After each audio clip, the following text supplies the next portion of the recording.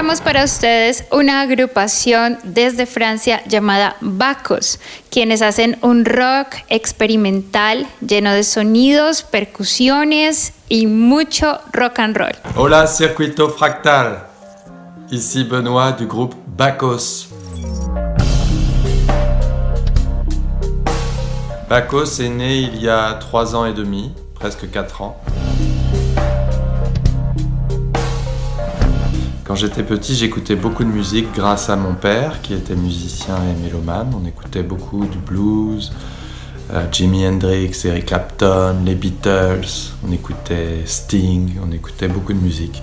Et après, quand je suis devenu plus grand, j'ai découvert le jazz et notamment Miles Davis qui a été une grande découverte.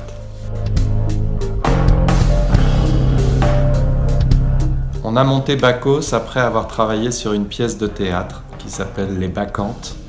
C'est une tragédie grecque d'Euripide et on jouait le chœur antique. C'était un chœur très tribal, trance, rock et on a beaucoup joué avec cette pièce de théâtre en France.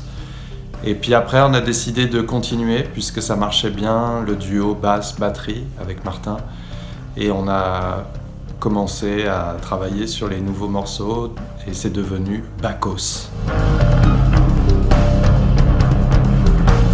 La signature, c'est vraiment un son entre l'électro, le rock et la world, avec beaucoup de tom bass, beaucoup de tambours, et puis une basse qui est jouée comme une guitare avec plein d'effets, et puis des voix un petit peu comme des appels de chants chamaniques. Voilà, c'est un peu ce mélange-là, la signature de Bacchos. La meilleure méthode pour nous, c'est de se retrouver tous les deux dans une pièce. Paf! On envoie la purée, on envoie le son, on travaille la matière et on trouve des grooves. Et vraiment, on travaille autour du groove, on répète et on essaye de trouver un groove qui va pouvoir traverser le morceau. Et après, on trouve l'harmonie et après, on trouve la mélodie. C'est comme ça qu'on compose. Et en 2021, on aimerait bien jouer parce que ça fait 1 an qu'on n'a pas joué à cause de cette pandémie Covid-19. On a sorti un premier album en octobre 2020 et en 2021, on aimerait bien pouvoir jouer pour montrer cet album en live. Et puis on a aussi des propositions de collaboration, notamment avec un rappeur, donc on va peut-être avoir des collaborations.